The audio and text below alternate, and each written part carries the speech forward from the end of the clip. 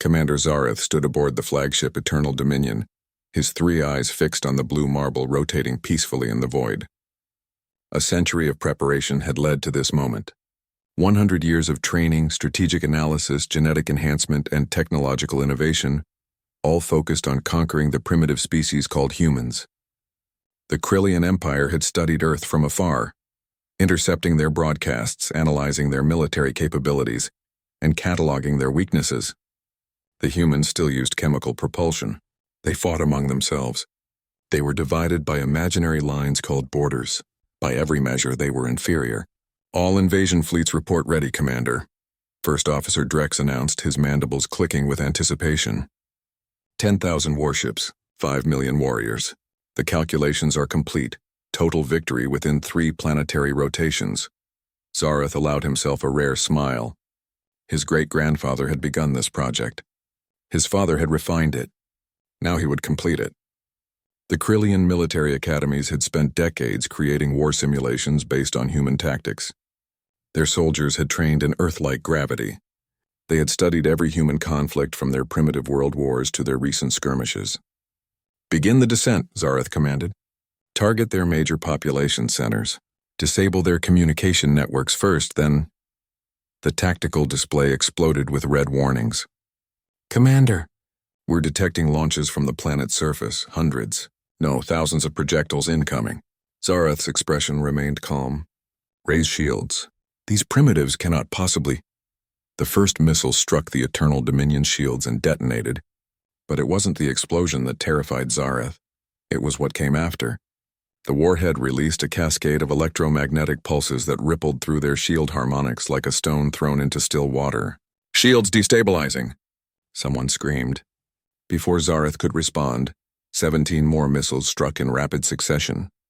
Each one seemed designed specifically to exploit a different vulnerability in Krillian technology. The shields collapsed entirely within 45 seconds. "How did they—" Drex began, but his question was answered by the kinetic rounds that tore through the flagship's hull like paper. The Eternal Dominion shuddered as internal explosions ripped through 3 decks. On the tactical display, Zareth watched in horror as his invasion fleet began to disintegrate. Human fighters, impossibly fast, impossibly maneuverable, swarmed through his formations. They moved with a reckless aggression that no simulation had predicted, pilots pulling maneuvers that should have killed them, but somehow didn't.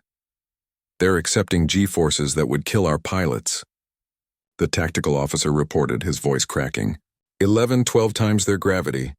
Their biology shouldn't allow—" A human fighter screamed past the main viewport so close that Zareth could see the pilot inside. The human was grinning. "Commander, we've lost 40% of the fleet," Drex reported, panic finally breaking through his military composure. "We need to retreat. All ships emergency withdrawal," Zareth ordered, abandoning a century of planning in an instant. "Jump to—" "Commander, they're jamming our jump drives." "We can't escape." The bridge lights flickered as another explosion rocked the ship. Through the viewport, Zareth saw human vessels. Smaller, yes, but faster and more aggressive than anything the simulations had predicted. They attacked with a ferocity that seemed almost joyful, as if they had been waiting for this moment. In orbit around Earth, a human admiral named Chen watched the alien fleet's destruction on her displays. When her communications officer turned to her, she was smiling.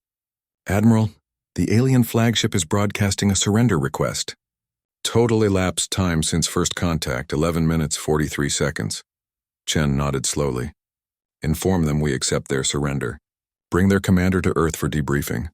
She paused, then added, "And somebody get me a line to the War Museum. Tell them we'll need to add another wing."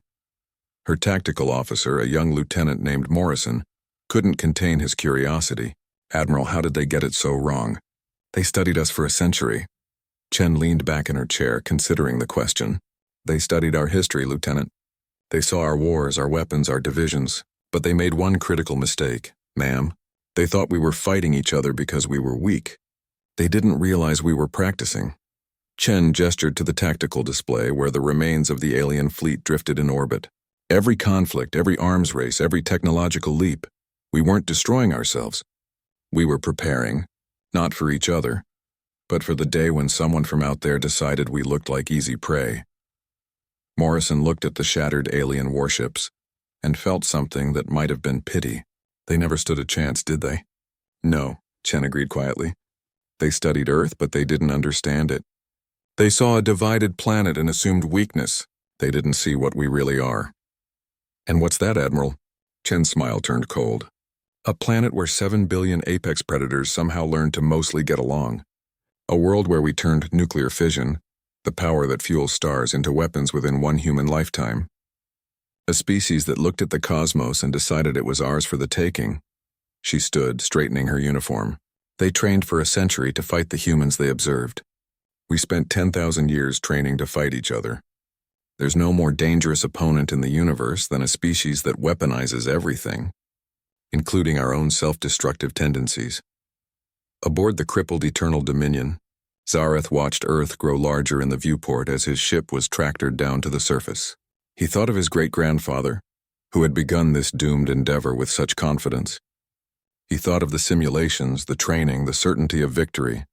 They had been so sure, so prepared. They had lasted 12 minutes. As the ship descended through Earth's atmosphere, Zareth finally understood the mistake. They hadn't been invaded by a peaceful species forced to defend itself. They had attacked a world of warriors who had been sharpening their claws on each other for millennia, just waiting for a new challenge. And humanity, as it turned out, loved a challenge.